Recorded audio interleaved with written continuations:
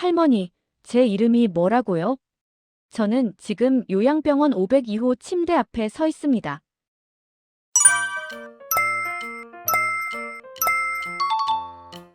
손에는 유언장이 들려 있고 가슴은 미친 듯이 뛰고 있습니다. 지은이, 우리 지은이. 치매에 걸린 할머니가 저를 보며 희미하게 웃으셨습니다. 저는 공증 변호사입니다. 30대 초반의 평범한 법률 전문가죠. 하루에도 수십 건의 유언장을 검토하고 공증합니다. 그런데 오늘 이 할머니의 유언장 한 장이 제 인생을 송두리째 흔들어 놓았습니다. 유언장에는 이렇게 적혀 있었습니다. 전 재산을 손녀 지은이에게 물려준다. 문제는 이 할머니의 손녀 이름이 지은이 아니라는 겁니다. 호적상 손녀의 이름은 서연입니다. 그런데 왜 유언장에는 지은이라는 이름이 적혀 있을까요? 그리고 더 충격적인 건 제 이름이 바로 지은이라는 겁니다.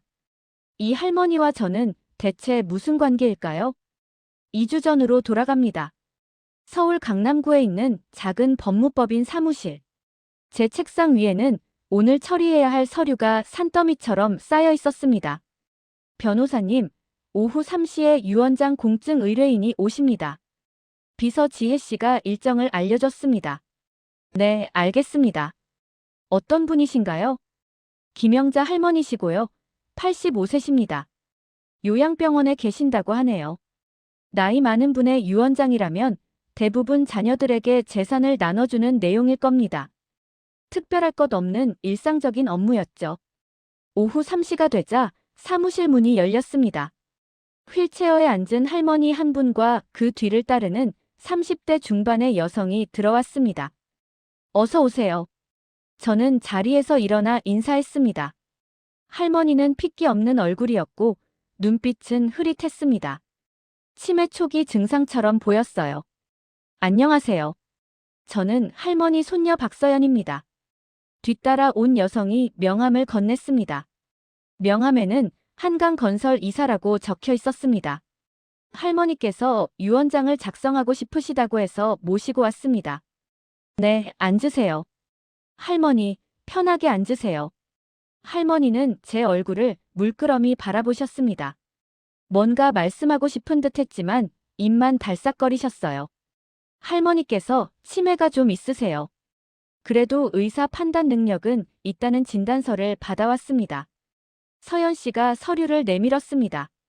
저는 진단서를 확인했습니다. 의사의 소견상 경도 치매 환자이지만 유언 능력은 있다고 판단됐네요. 좋습니다. 그럼 유언 내용을 말씀해 주세요. 할머니가 떨리는 손으로 종이 한 장을 꺼내셨습니다. 거기에는 삐뚤삐뚤한 글씨로 뭔가 적혀 있었어요. 전 재산을 손녀 지은이에게. 할머니가 종이를 읽기 시작하셨습니다. 그 순간 서연 씨의 얼굴이 굳었습니다. 할머니, 제 이름은 서연이에요. 서연. 지은이. 우리 지은이. 할머니는 계속 지은이라는 이름만 되풀이하셨습니다. 서연 씨가 당황한 표정으로 저를 바라봤습니다. 죄송합니다. 할머니가 요즘 헷갈리시나 봐요. 제 이름은 박서연입니다. 유언장에 박서연이라고 적어주세요. 하지만 할머니는 고개를 저으셨습니다. 아니야. 지은이한테 줘야 해. 지은이한테. 상황이 이상하게 흘러갔습니다. 저는 조심스럽게 물었습니다. 할머니, 지은이가 누구세요? 할머니가 저를 빤히 바라보셨습니다. 흐릿하던 눈빛이 잠시 또렷해졌어요. 지은이. 착한 지은이. 할머니. 서연 씨가 목소리를 높였습니다. 변호사님, 죄송합니다. 할머니 상태가 오늘 좀 안 좋으신 것 같네요. 다음에 다시 오겠습니다. 서연 씨는 황급히 할머니를 모시고 나갔습니다. 사무실 문이 닫히고 나서도 저는 한참을 멍하니 앉아 있었습니다. 지은이. 그건 제 이름이었습니다. 그날 밤 저는 사무실에 남아 할머니에 대해 조사하기 시작했습니다. 김영자, 85세. 남편은 20년 전 사망. 슬아의 아들 하나. 손녀가 박서연 하나. 겉으로 보기엔 평범한 가족관계였습니다. 하지만 뭔가 걸렸습니다. 할머니는 왜 지은이라는 이름을 그렇게 집착하셨을까요? 혹시 다른 손녀가 있는 건 아닐까? 호적에 올라가지 않은 손녀. 저는 할머니가 계신 요양병원을 찾아가 보기로 했습니다. 다음 날 저녁, 퇴근 후 요양병원을 찾았습니다. 김영자 할머니 면회 왔습니다. 신분증 확인 부탁드립니다. 보호자 아니시면 면회가 어려운데요. 저는 할머니 유언장 담당 변호사입니다. 명함을 보여주자 간호사가 눈치를 보더니 들어가게 해줬습니다. 502호실. 문을 열자 할머니가 침대에 누워 계셨습니다. 할머니, 안녕하세요. 할머니가 눈을 뜨셨습니다. 저를 보자 얼굴이 밝아졌어요. 지은이. 왔구나. 제 가슴이 쿵 내려앉았습니다. 할머니, 저는 변호사예요. 며칠 전에 뵀던. 지은이, 미안해. 할머니가 미안해. 할머니의 눈에서 눈물이 흘러내렸습니다. 할머니. 저는 할머니의 손을 잡았습니다. 말라비틀어진 손이었어요. 지은이 보고 싶었어. 20년 동안 보고 싶었어. 20년. 할머니, 지은이가 누구세요? 왜 제게 유언장을 남기려고 하세요? 하지만 할머니는 다시 눈을 감으셨습니다. 치매 환자는 명료한 순간이 짧게 왔다가 사라지곤 합니다. 저는 한참을 할머니 곁에 앉아 있었습니다. 병실을 나서는데 간호사가 불렀습니다. 변호사님. 네. 할머니께서 항상 지은이라는 이름을 부르세요. 손녀분이 오셔도 지은이라고 부르시고. 그럼 손녀분은 자주 오시나요? 간호사가 고개를 저었습니다. 1년에 한두 번. 거의 안 오세요. 요양비만 입금하시고. 제 가슴이 답답해졌습니다. 그럼 할머니는 항상 혼자 계신 건가요? 네. 가끔 자원봉사자들이 오시지만 대부분 혼자 계시죠. 병원을 나오며 저는 결심했습니다. 이 미스터리를 반드시 풀어야겠다고. 주말 동안 저는 할머니에 대해 더 조사했습니다. 할머니의 주소지를 확인하고 등기부등본을 떼어봤습니다. 강남의 아파트 한 채, 경기도의 토지 몇 필지. 총 재산 가치는 약 50억 원 정도 되는 것 같았어요.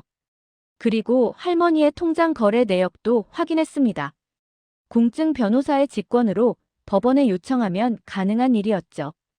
통장을 보던 저는 이상한 점을 발견했습니다. 20년 전부터 매달 50만 원씩 같은 계좌로 이체가 되고 있었습니다. 입금 메모에는 사랑하는 지은이라고 적혀 있었어요. 받는 사람 계좌는 해맑은 고아원. 고아원. 저는 즉시 그 고아원을 찾아갔습니다. 경기도 외곽에 있는 작은 고아원이었습니다.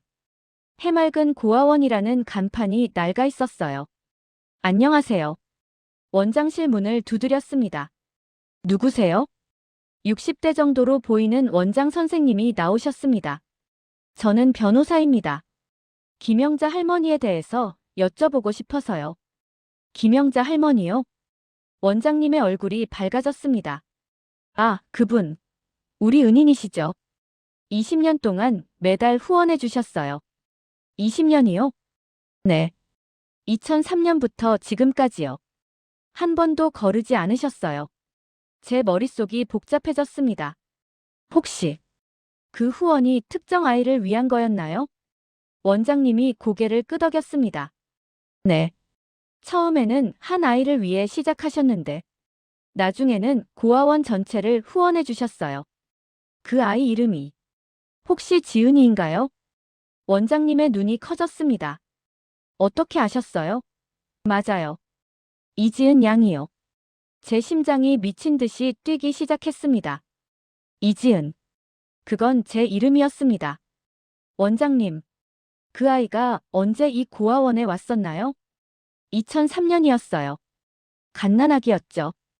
병원 앞에 버려진 채로 발견됐어요. 2003년. 저는 그 해에 태어났습니다. 그럼 그 아이는 지금 어디 있나요? 입양 갔어요. 2005년에요. 좋은 가정으로요. 저는 2005년에 입양됐습니다. 모든 퍼즐이 맞춰지기 시작했습니다. 원장님, 혹시 그 아이 사진 있으세요? 원장님이 서랍을 뒤지더니 낡은 앨범을 꺼냈습니다. 여기 있어요. 이지은 양 사진. 사진 속에는 두세 살쯤 돼 보이는 여자아이가 웃고 있었습니다.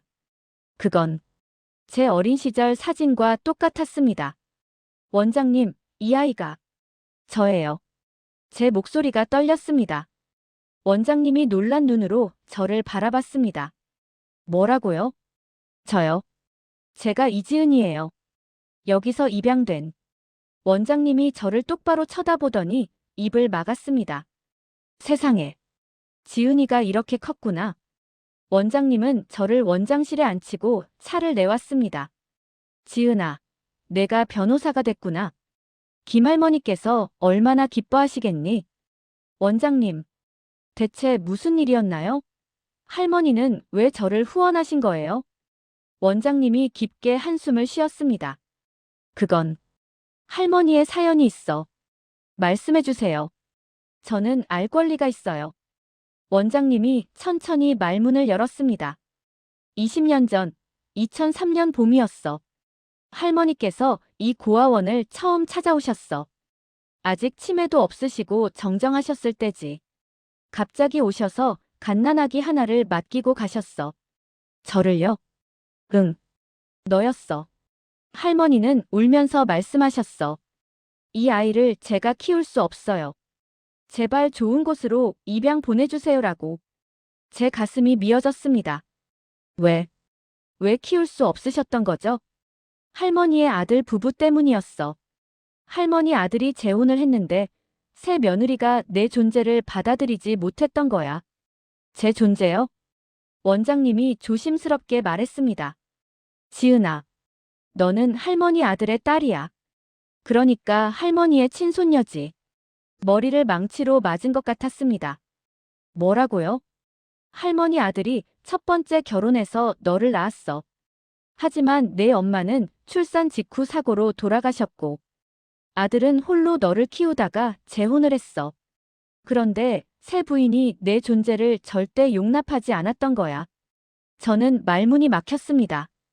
그래서 할머니는 어쩔 수 없이 널 고아원에 맡기셨어. 하지만 매달 후원금을 보내셨지. 50만 원씩. 20년 동안 한 번도 빠뜨리지 않으셨어. 원장님이 제 손을 잡았습니다. 할머니는 항상 말씀하셨어. 지은이가 좋은 가정에 입양돼서 행복하게 살았으면 좋겠다고. 그리고 언젠가 꼭 다시 만나고 싶다고. 눈물이 주르륵 흘러내렸습니다. 그럼 박서연은요? 그 사람은 누구예요? 할머니 아들이 재혼해서 낳은 딸이야. 그러니까 너의 이복동생인 셈이지. 모든 퍼즐이 맞춰졌습니다. 저는 할머니의 첫 번째 친손녀였습니다. 하지만 계모의 반대로 고아원에 보내졌고 결국 다른 가정에 입양됐습니다. 그리고 할머니는 20년 동안 저를 잊지 않고 후원해 오셨던 거예요. 할머니는 내가 어디 입양됐는지 알고 싶어 하셨어. 하지만 입양 정보는 보호되잖니. 그래서 할머니는 평생 그리워만 하셨던 거야. 그럼 할머니는 제가 변호사가 된 것도 모르시나요? 아마도. 할머니는 몇 년 전부터 치매가 시작됐거든. 그래서 요양병원에 계셔. 저는 고개를 숙였습니다. 할머니는 20년 동안 저를 그리워하셨습니다. 하지만 저는 할머니의 존재조차 몰랐습니다. 원장님, 제가 할머니를 뵙고 싶어요. 그래. 까봐. 할머니께서 얼마나 기뻐하실지. 다음 날, 저는 요양병원을 다시 찾았습니다. 이번에는 변호사가 아니라 손녀로서 찾아간 거였습니다. 502호실 문을 열었습니다. 할머니. 할머니가 창밖을 바라보고 계셨습니다. 저를 보자 눈빛이 밝아졌어요. 지은이. 네, 할머니. 저 왔어요. 저는 할머니 곁에 무릎을 꿇고 앉았습니다. 할머니. 저예요. 지은이가 왔어요. 할머니의 손이 제 얼굴을 더듬었습니다. 우리 지은이. 이렇게 컸구나. 눈물이 주르륵 흘러내렸습니다. 할머니, 미안해요. 제가 몰라봐서. 아니야. 할머니가 미안해. 너를 지켜주지 못해서. 할머니도 눈물을 흘리셨습니다. 우리는 한참을 그렇게 울었습니다. 할머니, 제가 이제 알았어요. 할머니께서 20년 동안 저를 후원해 주신 거. 고아원에서 잘 지냈니? 네. 그리고 좋은 부모님 만나서 행복하게 자랐어요. 변호사도 됐어요. 할머니의 얼굴에 미소가 번졌습니다. 변호사. 우리 지은이가 변호사가 됐구나. 다 할머니 덕분이에요.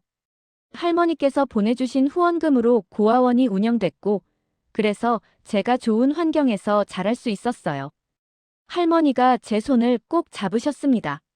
지은아, 할머니 부탁이 있어. 네, 말씀하세요. 할머니 재산. 다 내게 주고 싶어. 저는 고개를 저었습니다. 아니에요, 할머니. 저는 괜찮아요. 아니야. 할머니가 평생 너에게 해주지 못한 거, 이거라도 해주고 싶어. 하지만 서연 씨가. 할머니의 얼굴이 어두워졌습니다. 서연이는 할머니를 사랑하지 않아. 돈만 바라보지. 그 말이 가슴에 와닿았습니다. 할머니를 1년에 한 번도 안 와. 할머니가 외로워도, 아파도. 할머니의 목소리가 떨렸습니다. 하지만 너는 달라. 너는 할머니를 찾아왔잖아. 저는 할머니를 꼭 안아드렸습니다. 할머니, 이제 제가 자주 올게요. 매일 올게요. 정말? 네. 약속드릴게요. 그날부터 저는 매일 퇴근 후 요양병원을 찾았습니다. 할머니께 밥을 먹여드리고 책을 읽어드리고 손을 잡고 이야기를 나눴습니다. 할머니는 치매가 있었지만 저와 함께 있을 때는 눈빛이 또렷해졌어요.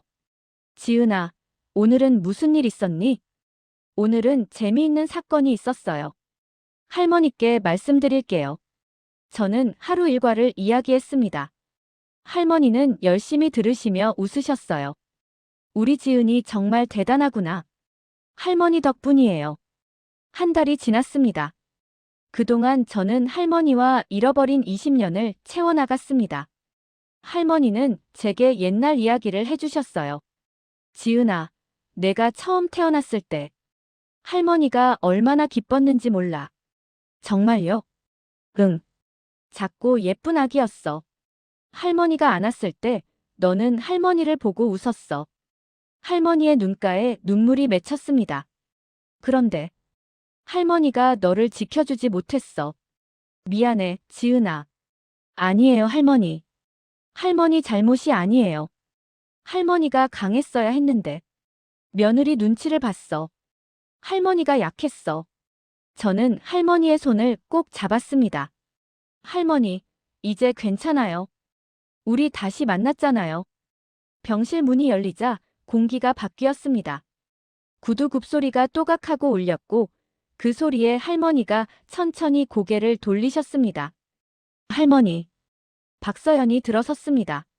손에는 명품 가방, 얼굴에는 피곤함과 짜증이 섞인 표정. 오랜만에 들른 방문이라는 게 한눈에 보였습니다. 그리고 그녀의 시선이 제게 꽂혔습니다. 변호사님이 왜 여기 계세요? 그 말투엔 이미 답을 듣고 싶지 않다는 기색이 묻어 있었습니다. 저는 자리에서 조용히 일어났습니다. 면회하러 왔습니다.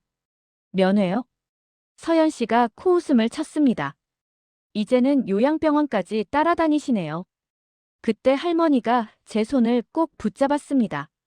마치 놓치면 안 된다는 듯 힘이 없으면서도 절박하게. 지은이 가지 마. 그 한마디에 박서연의 얼굴이 굳었습니다. 할머니. 서연 씨가 한 발 다가섰습니다. 또 헷갈리신 거예요. 여기 손녀는 접니다. 박서연. 아니야. 할머니의 목소리는 작았지만 분명했습니다. 너는 서연이고. 그리고 저를 보며 이 애가 지은이야. 순간 병실이 얼어붙었습니다. 할머니, 지금 무슨 말씀을 하시는 거예요? 서연 씨의 목소리가 날카로워졌습니다. 이 사람은 남이에요. 변호사라고요. 남 아니야. 할머니는 숨을 고르며 말을 이었습니다. 이 애는 나한테 매일 왔어. 내 밥을 먹여주고 손을 씻겨주고 내 얘기를 끝까지 들어줬어. 서연 씨의 얼굴이 점점 일그러졌습니다. 그건 지금 와서 연기하는 거죠. 돈 때문에. 그 말이 떨어지는 순간 할머니의 손이 미세하게 떨렸습니다. 서연아.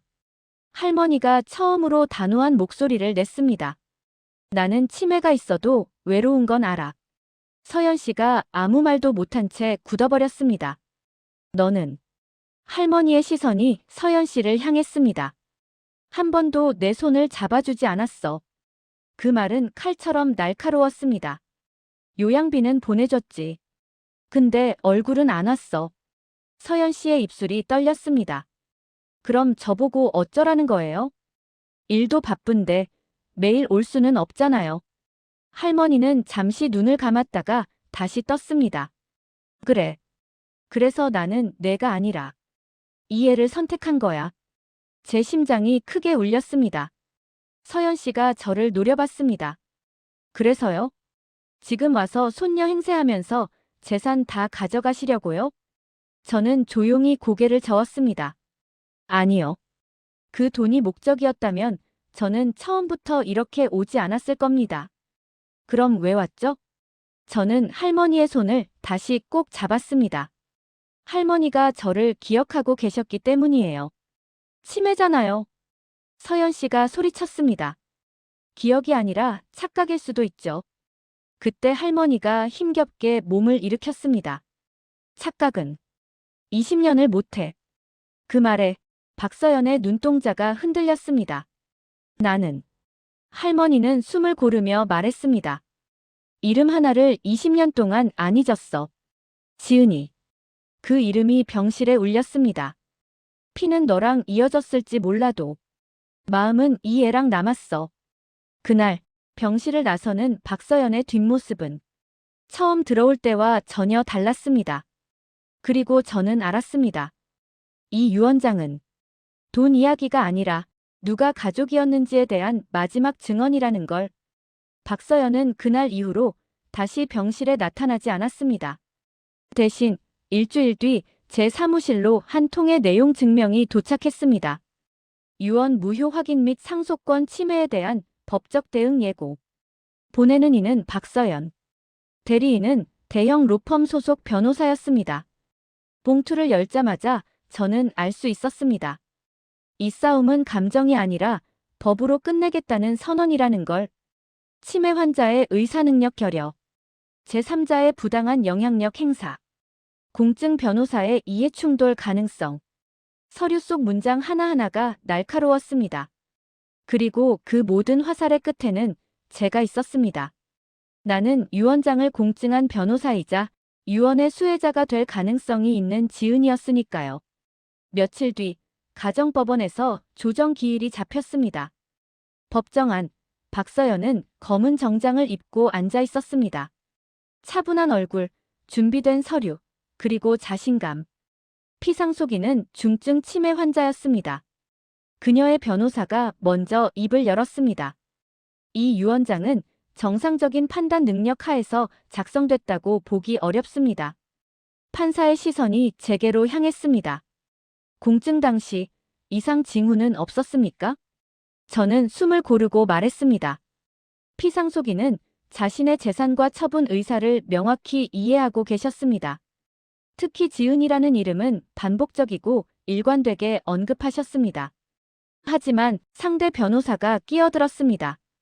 그 지은이라는 인물은 법적으로 확인되지 않습니다. 그 순간 제가 준비해온 자료를 꺼냈습니다. 확인됩니다. 법정에 정적이 흘렀습니다. 20년간 동일 계좌로 이체된 후원 내역. 후원 메모에 반복적으로 기재된 사랑하는 지은이. 그리고 고아원 기록상 동일한 이름, 동일한 출생연도.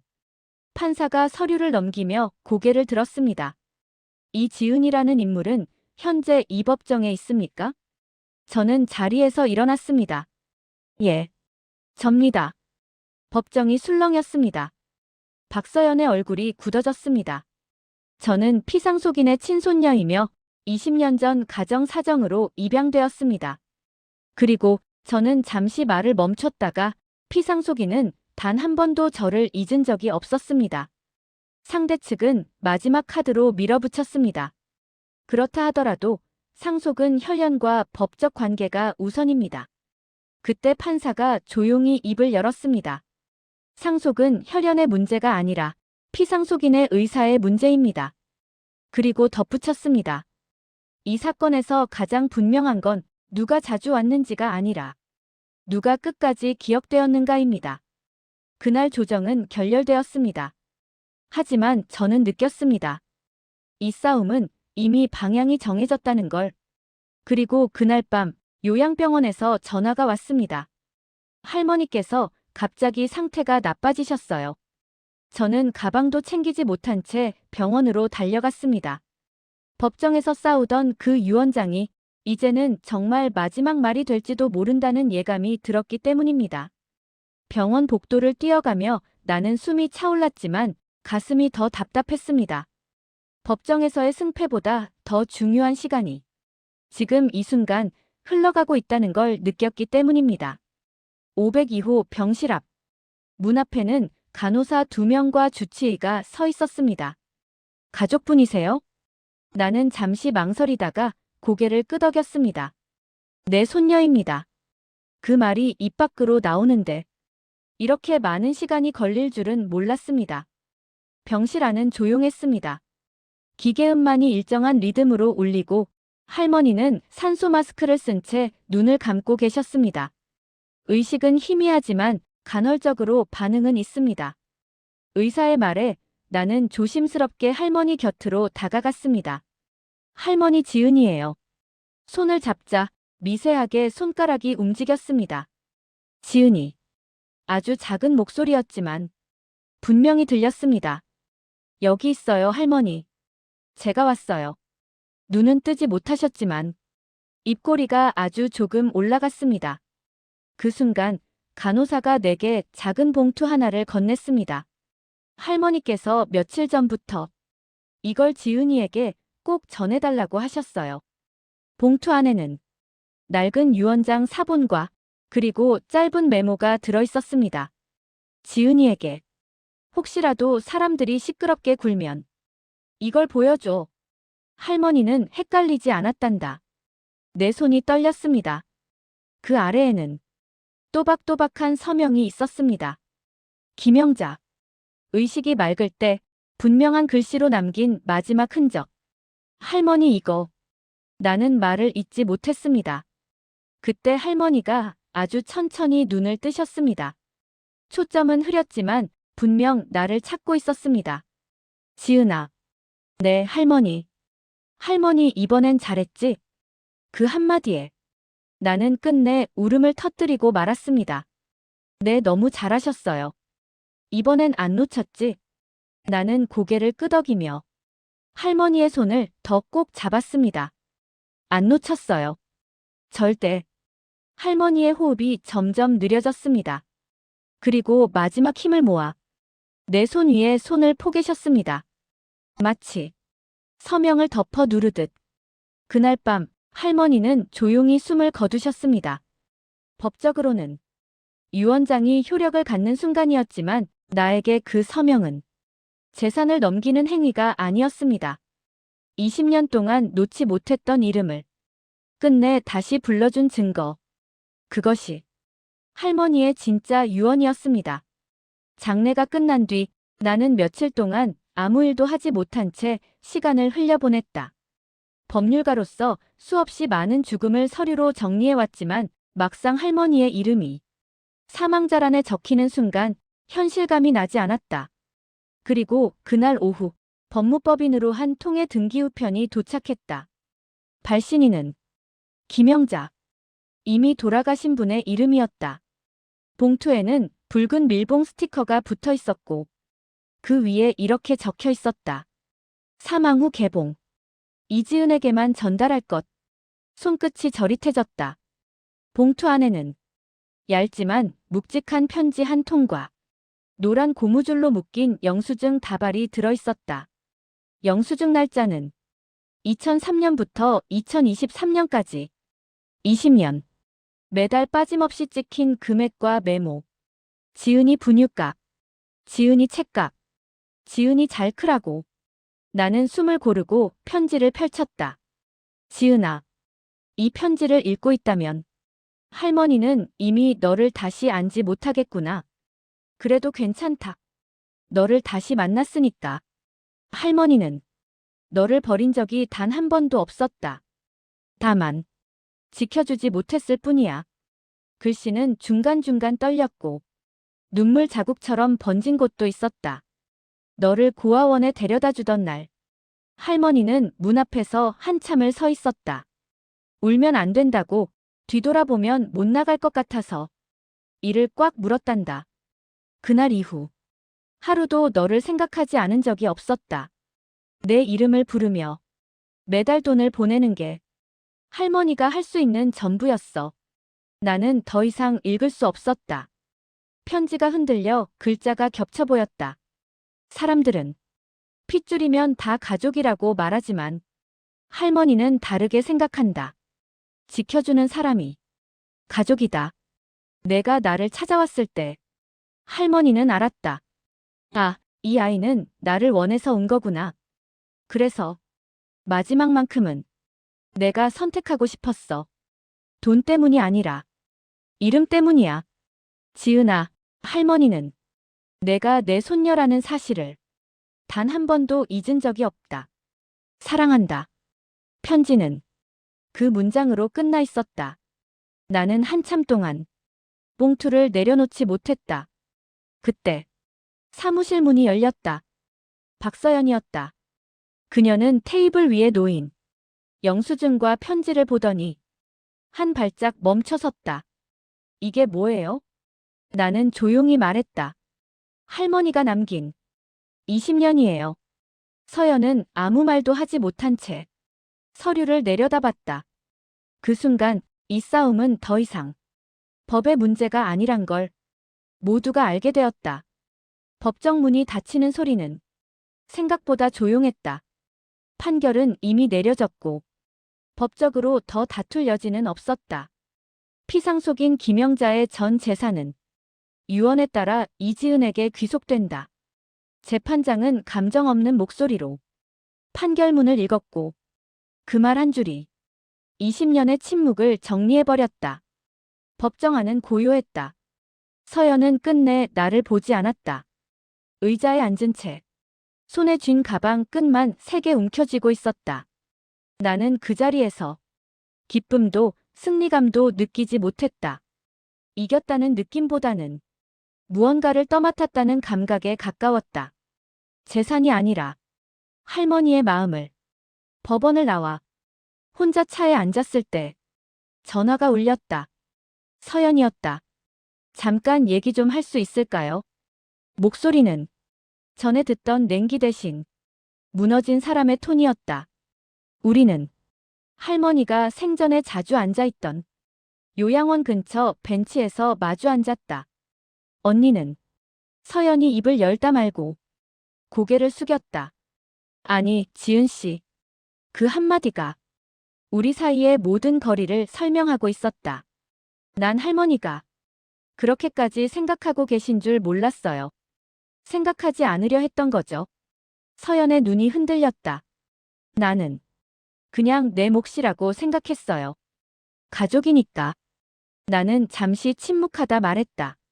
할머니는 가족을 함께 있었던 사람이라고 정의하셨어요. 서연은 아무 말도 하지 못했다. 이길 거라고 생각했어요. 그녀가 낮게 말했다.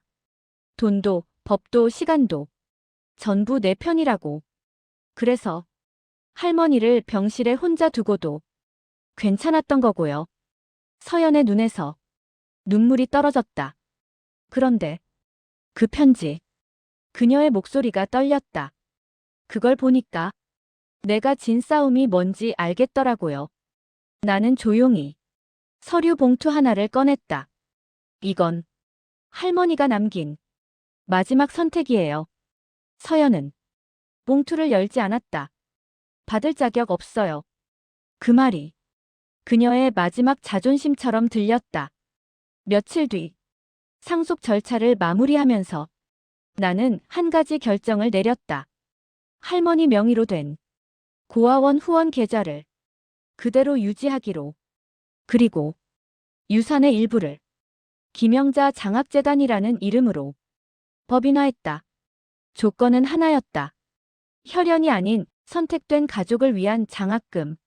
서연에게도 통지서를 보냈다. 답장은 없었다.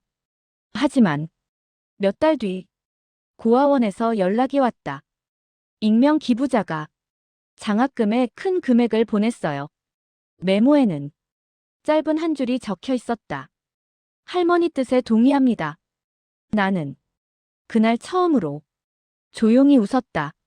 할머니는 돈을 남긴 게 아니었다. 사람을 남겼다. 그리고 그 선택은 법이 아니라 마음으로 이어졌다. 요양병원 502호는 이제 다른 사람의 병실이 되었다. 하얀 침대 시트도 창가에 놓여있던 작은 화분도 모두 바뀌었지만 문 앞에 서면 아직도 그 목소리가 들리는 것 같았다. 지은이 왔니? 나는 그 방 앞에서 한참을 서 있다가 조용히 고개를 숙였다. 할머니는 마지막까지 내 이름을 잊지 않았다. 아니, 정확히 말하면 이름을 잊지 않은 게 아니라 나를 선택한 사람이었다. 나는 여전히 공증 변호사로 일하고 있다. 매일같이 유언장을 검토하고 서명을 확인하고 법적으로 옳은 문장을 다듬는다. 하지만 그날 이후로 나는 유언장을 볼 때마다 한 줄을 가장 오래 바라본다. 누구에게 남길 것인가? 법은 혈연을 기준으로 삼지만 마음은 시간과 선택을 기준으로 삼는다. 할머니는 그 사실을 가장 조용한 방식으로 증명했다. 어느 날 고아원 아이 하나가 내 손을 붙잡고 물었다. 변호사님, 왜 제 이름을 불러주세요? 나는 잠시 고민하다가 이렇게 대답했다. 이름을 불러주는 사람이 가족이거든. 그 아이는 잘 모르겠다는 얼굴로 웃었다. 하지만 그 웃음 속에는 할머니가 남긴 모든 답이 들어있었다. 나는 할머니 명의로 만든 장학재단 첫 행사날 마이크를 잡지 않았다. 대신 아이들 이름을 한 명, 한 명 불렀다. 불러주는 것. 그게 할머니가 나에게 가르쳐준 가장 분명한 사랑의 방식이었다. 가끔 서연의 소식을 듣는다.